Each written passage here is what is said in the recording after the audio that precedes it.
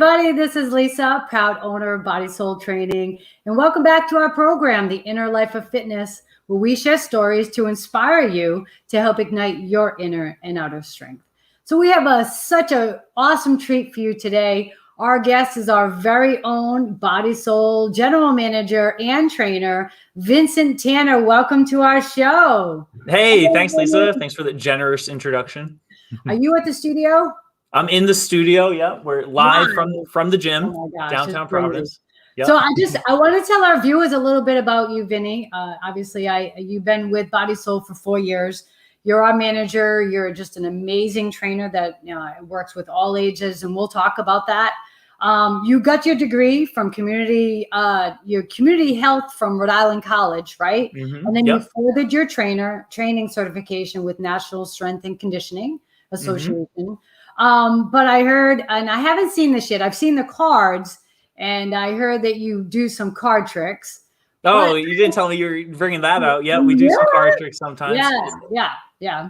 And you're a good chess player as well. I guess it depends who you ask, but yeah, I play a little. I wouldn't even challenge you.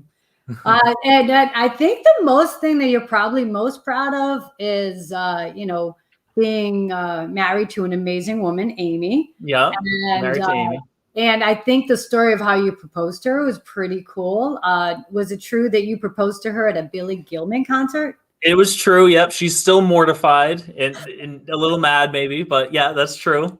So what? Like, you proposed to her? Did you go up on stage? Like, what was that like? And we went up on stage. Well, as you know, Billy worked out here at the Regency, and so one day I pulled him aside and I was like, "Hey, you're doing this Christmas concert." I was like, "What if I just pulled my wife on stage or my girlfriend and proposed?" And he was all about it right away. He was like, "Yes, let's do it." And then the rest is history. That was so awesome. You're such a great guy. She's so lucky. So I would love for you to share with our viewers. I know how amazing you are, but I think it's important. We do this program to share inspiring stories, and yours is a great one. I would love for you to share your journey, how you started, how you were this lanky, skinny teenager who went to St. Ray's Academy. By the way, you were a gamer, and now you've become a bigger, stronger gamer who now competes in powerlifting, and you coach everyone from student athletes to the elderly. So share your story, Vinny. Me and my viewers, we'd love to hear it. Yeah, I mean, I was the skinny, nerdy kid in high school. So I was always the lanky gamer kid. And eventually I was like, I wanted to start lifting weights to get bigger. So I would go to the Pawtucket YMCA in downtown Pawtucket. I could walk there from St. Ray's. So that's where I would go after school in high school. And I started lifting weights, and I didn't really know what I was doing. But being like the nerdy geek that I was, I would read all about it. So I'd go home and I'd scour the internet to read stuff about lifting weights and getting bigger and stuff. And eventually I would start reading about powerlifting. And then I was like, oh, that's really cool. That's what I want to do. And so I looked up what like the local powerlifting scene was like. And that led me to a guy named Andy Vale, who has a gym in Smithfield. And Andy's a big time powerlifter. He squatted 1,000 pounds in 3 different weight classes. And, we go to any meet like all over the country, and everyone was like, oh, hey, Andy, people know who he was. So he was a great guy to meet and coach. And he got me started in powerlifting. And that was in. Vinny, we lost your audio. We can't hear you, Vinny. You have to love live. Can you hear me again? Oh, there you are. All right. You can hear me again? Yeah. So we go back to your power lifter. Hang on. We're having technical difficulties. If you can hear me, I can't hear you. Oh, I can hear you. Can you hear me right now? Yeah. It says everyone can hear me. I just don't hear you. All right. Well, this is going to be interesting. Lisa, are you muted? No. I can't hear you. I see you talking though, but I still can't hear you. Well, say something for me. Yeah. We're not hearing anything on my side. All right. Well, unplug and plug. So I'm going to say a little bit about Vinny. Ed, if we can go just to me and show just pictures of Vinny while he's trying to figure out his audio. So you have to love the power of live. Vinny, once you can hear me, come on back. So Vinny, it's funny that he talks about powerlifting, right? So you would think that he would be this intimidating person to work with. Vinny came to me in 2017 through an internship through Rhode Island College. And initially he came in to interview and just to find out some more information about what it's like to work in the fitness world. And automatically we connected. And I said, I hired Vinny, and his skill sets and his knowledge to want to learn about fitness is just incredible. And so there he is right there. So he works with our student athletes. He works with people of all ages, not intimidating. I'm hoping that he can get his mic back on because I don't want to talk about Vinny. I want Vinny to talk about Vinny. Let's see if he's back. Vinny, you there?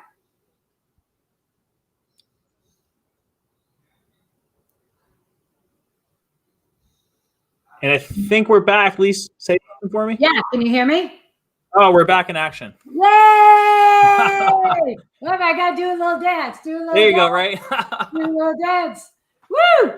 All right, so Vinny, I was talking about you were a power lifter and a geeky kid. What did you go into it because you had low self-esteem, or was it just a curiosity? Like, no, yeah, it wasn't like oh, I felt bad that I was. No, yeah, it wasn't anything like that. It was just, strength training interested me. I just, I wanted to be strong, but not in like oh, I felt bad about myself kind of way. Just, it really like caught my attention, and I was super into it once I, as soon as I started, I got hooked, So where I would say being a geek is actually cool. And I feel bad sometimes using that word, like a geeky, lanky kid. And that's the other reason why I have you on here, because geeky kid is actually a cool kid. And I don't think that's a cool word to use. You were smart, intelligent, didn't have a lot of muscle mass, and you were a very smart gamer and chess player, and very, very studied a lot. So, a lot of times people hear, oh, he's a power lifter. And I was explaining to them that you came to Body Soul as an intern. And how you are so not intimidating. A lot of times people think power lifter, but you work with all ages, and you just have this teddy bear approach, non-threatening approach. Ed, if we can go back to a powerlifting picture of Vinny. So not that one, another one, the other one. Right there. So if you look at Vinny, so that's a Vinny we don't see in the studio. So that's the behind the scenes, yeah. That's the behind the scenes. So would you call yourself like Superman, like Clark Kent? I like that. No, I just training and because I love it and enjoying it. But yeah, it's not like an alter ego. That's just that's just the other side of the equation, I guess. Yeah. What? So you did powerlifting in high school. Now you're a competitor. You're a gamer. You still play chess. Well, tell us a little bit about your philosophy and what makes you different, and how someone listening to the show isn't going to be like, well, he's a power lifter, he's not for me. Yeah, well, that's me. Powerlifting is a little bit separate from how I train everybody. It's not everybody's training to be a power lifter, so you can't use the same tools for every client. My friend Dan John talks about having the 5 basic human movements, which would be like a squat, a hip hinge, a push, a pull, and then a loaded carry or pushing our sled. My philosophy is well, number one, my philosophy is do no harm. We don't want to hurt anybody. A lot of our clients are student athletes. If they get hurt, they can't play. A lot of our clients are coming to us because they already have aches and pains. They just want to look a little better, feel a little better. So if you hurt them, they're not going to be happy. So number one is do no harm. And then number 2 is find out where everyone is on their fitness journey. Some people are going to have gaps in their training. They're going to have different needs. So, some people might need to get stronger. Some people might need to lose weight. Some people might need mobility and flexibility. And so it's finding out where each individual client is on that spectrum, finding out what their goal is and what their needs are. And then we can match them up with their training program. That's kind of how I look at everybody. Everybody is a different story. Everybody needs something a little bit different. Yeah. And you work with all ages. So you work with student athletes, you work with elderly. You've worked with a gentleman. He's dropped close to 100 pounds. So that's some pictures of Vinny training in the studio. I like the mask with the social distance with COVID. Yeah. Yep. What's the most rewarding part of coaching for you? Well, it's seeing the people. The rewarding part for me is seeing the people we're coaching reach their goal. Everybody comes in with a goal, and seeing them achieve it and do something with their fitness or their sport or whatever. That's what's rewarding for me. So like some of our student athletes who come in because they're banged up or something. For example, we have a girl named Tori. She had 2 really bad ankles. She might have broken both feet. She had broken feet, she had sprained ankles, and she played volleyball. So having bum ankles in volleyball is really bad. But she came to us. We did tons of strength work and rehab and prehab. And then her first season in college, she led the league in points. And that was really, really cool. That meant a lot. I trained Rachel, your daughter. She went to nationals, came in second. That was awesome. Anytime we see our clients achieve stuff, that's what feels good. And not like you said, not all of our clients are athletes. So not all of them have like that really concrete goal. Like sometimes if someone comes in, they're a little older, they're a little banged up, they're a little more overweight than they want to be. They come in and, a couple months later, they're like, oh, you know what? I took the trash out and I had to walk down the stairs and then move my air conditioner. And it was just like, that didn't hurt me, the way something used to. And like those little things are like, it's like, that's what's cool about it. I love that. I love that you're all over the spectrum and you started out in high school teaching yourself and then continuously learning and growing. But I just think you're a unique trainer because not every trainer can work with so many versatile athletic abilities, non-athletic abilities. Mm-hmm. You have this amazing kindness, this amazing personality that's important. Do you think it's from the gaming? Where did you get that from? Where did I get niceness from? Well, yeah, I know it sounds kind of weird, but like, not everybody, you're young, you're not even 30 yet. And for me, that's just right away. That was the first thing. Because for Body Soul, there's a lot of trainers out there, but you match the philosophy of what our mission is. And that's to help make a positive difference in people's lives, right? Through health and fitness. Yeah. And when we first met, I remembered you were just interviewing me and you weren't even looking to do a full internship. Right. And I was just in awe by your maturity. So where did that come from? Where did that begin? Was that something you were just born with? Yeah, I was just born with it. Yeah. No, but I don't know. That's hard to articulate and think about. It's just, I have great parents. I went to good schools and people have been good to me. So I'm good to other people. A lot of people have been good to me in my life and done a lot for me. And so just paying it forward is a good reason, good explanation. And you still help out those people who helped you. Do you not still mow certain lawns for a church? Yeah, that's a little volunteer thing I do. I mow the grass in one of the local cemeteries. Yeah.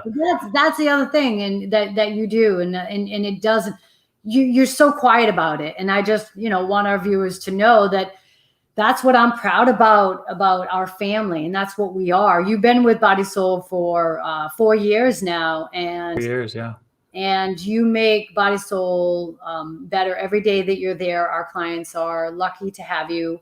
You're our manager, our general manager. So, you're very integral part to me and Body Soul. So I thank you for that.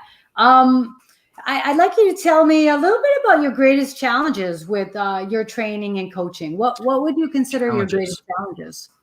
Challenges? Let me think. Challenges. I don't know. Some of the challenging things are the scope of, how different some of the clients are. Sometimes I have, student athletes who are 16 years old and they can do anything you throw at them and, they can run through a wall for you. And then you have to shift gears to, deal with an elderly person who, can't do any of those exercises. So being able to know who your clients are, what they need, and being able to switch from client to client is it's much easier now. But that was one of the challenges. Oops, hang on. I hope you can see me still. There we go. that was one of the challenges when I first started, because when I was a new trainer, you know, you have this toolbox and you want to use the same tools for everybody, but then learning to, you know, scale things up and down for different people, switch the exercises, switch your attitude, how you talk to them. That was some of the challenging stuff. But now that I learn more and more and more about that, I think, you know, that's one of our strengths, I think, now.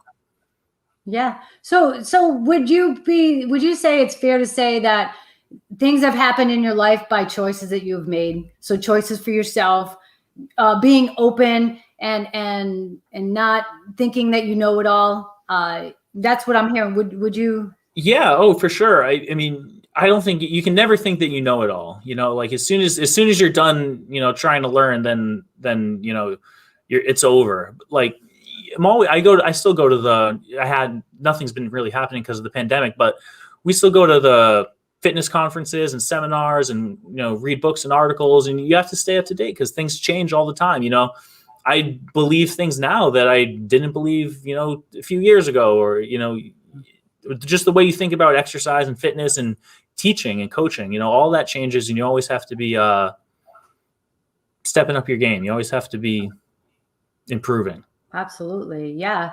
I love our Instagram page. Vinny helps drive that. So you do a great job with that. So if people want to follow us, they can go to Body So Proud on Instagram. Yeah. Tell us a little bit about what you enjoy most about working with student athletes. I know you talked about Tori and her ankle, but yeah, do you have a favorite population that you like working with, or it sounds I don't have a favorite. I mean, every group of people offers their own perspective and insights. Like, you know, I talk to the student athletes about different things than I talk to, you know, my elderly clients about, but they're all fun and they're all interesting and they all bring something cool to the table. So I love working with everyone across the whole spectrum.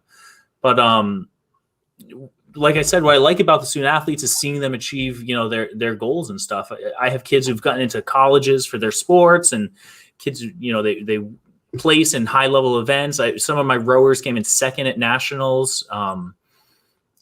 I think I trained Jack Stone. He came in 7th at nationals. Your daughter came in 2nd at nationals. Tori led the league in points. There's, I'm sure I'm forgetting all sorts of stuff. Yeah, it's just that's really rewarding. And then when I work with the general population clients, it's rewarding just to see them feel better. You know, I trained a guy named George who works at a restaurant. He works about 200 hours a week. Wow. And so when he works it's not actually 200, but when he works these 16, 18-hour shifts, he's standing up all day, and he's used to talking about, you know, his legs. He can't even bend them and move them at the end of the shift. And he's been doing all these leg exercises with me, in these conditioning exercises, like pushing the sled, doing suitcase carries. And he starts coming in one day and he's like, you know what? I worked 16 hours last night, and, you know, my legs felt okay. I could still move around a little bit. And it's just, it's not like some huge achievement that he won something, but it's like a big improvement to his quality of life. And that's really cool to me. So I have a question about COVID. How did COVID impact you personally? And how did it impact you and in the fitness world? And do you see yourself better now than pre? I want to get your feedback from a fitness professional. Well, COVID was tough. Obviously, you work here with me, so you know we were closed for a couple months. So that was really tough because, you know, all of a sudden our business went from, you know, 100% to 0, and we had to adapt on the fly really quick. But I think it made us a lot more versatile, because once we learned and understood about everything that's involved with the virtual training, whether it's on FaceTime, Zoom, or a different platform, it really gave us a different way to train with our clients. There's me on Zoom in the top right picture. Oh, that's cool. Let's stop for a second. So that bottom right, tell me about that couple that you worked with. I believe that's one of the Body Soul's power couples right there. Yeah. That's David and Jan. David, I don't know his exact weight, but he had lost over 100 pounds training with us, and the quality of life improvement from that is one of the things there's a lot of stories. I don't mean to lose track of anybody, but that's one of the things that really, I'm really happy for David, because when we first came in, types of exercises we would do is put 2 plyo boxes on either side of him, and we'd get down on the ground on our hands and knees, and then we'd get back up off the floor. And we just practice these things that people take for granted. Like, if you fell on the ground, can you get back up? And that's really important for a lot of people. And, David can hop on the ground, do bird dogs and bridges, and then get back up and push the sled now. I believe I've heard him say you saved his life. He saved his life. He's the one who showed up and every day and worked. I just said, hey, do that. And he did it, but. But yeah. What advice would you give to someone looking for a trainer? I know you said David did the work, but was it the connection and the personality, the right fit? What advice could you give to our viewers out here today? I think this is a quote from my friend Dan I mentioned earlier. Two of his tips for success. Tip number 1 is show up, and tip number 2 is don't quit. So if you do those 2 things, you're going to be better off than a lot of people. So if you find someone who it makes you enjoy coming to the gym and you're going to keep doing it, that's probably one of the biggest things. That's probably bigger than, what school they went to or what certification they have. If it makes it enjoyable for you and you stick with it, that's going to be one of the big things. And so that's big for me. We have a lot of fun. All my clients have fun and we're laughing and we play what music they like and we joke the whole time and they have fun and then they want to come back. That's one of the big things. So find someone that you click with, that, you like their attitude, you like their personality, and they get you to keep coming back to the gym. That's awesome. Well, Vinny, you're awesome. If you want to train with Vinny, you can go to our website, bodysoultraining.com. You can email him. It's right down below, Vinny@bodysoultraining.com. I don't know if that might be the wrong email. It might be Vincent at bodysoultraining.com. In fact, I think I'm 99.9% sure that it is VINCENT at bodysoul.com. All right. I bet you Ed can change that in a heartbeat right now. Yeah. So Vinny, you're awesome. Our clients are so lucky to have you. Like I said, Body Soul, we're lucky to have them too. Oh, so there it is. Vincent there it is. at bodysoultraining.com. I want to thank you for being on today, Vinny. Of course, sure. Where do you see yourself down the road? Down the road, we're still, the pandemic's almost over, but we're still kind of rebuilding. So, we're still trying, we have schedules to fill still. So, we'd like to grow the business a little bit and yeah, just we'll be here. We'll be bettering ourselves, educating ourselves, getting more clients, Sweet. Well, Thank you, Vinny. I know I enjoyed our time together, and I'm glad we got through that little couldn't hear you, Mike. And people don't like listening to me. But hey, we adapted, right? And we made it work. And we made it work. So thank you. You guys have to check out Vinny. If you're looking to get motivated and inspired, come check out bodysoultraining.com. I want to thank our viewers for joining me today. Tune in next week to The Inner Life of Fitness, where we're going to share an inspiring story about a gentleman named Paul Roberti. He was a former physical education teacher, athletic trainer at Newton Day, Country Day at Sacred Heart. After competing a triathlon, Paul's life completely changed when he was hit, and then he became paralyzed. Today, he's a photographer, and he's an advocate for equal rights for people with disabilities. So I hope you join us next week. If you have any inspiring stories, go to bodysoultraining.com or email me, lisa@bodysoultraining.com. Thank you. And remember to take it one day at a time, move more, drink more water, and breathe. See you all next week on The Inner Life of Fitness. Bye, everybody.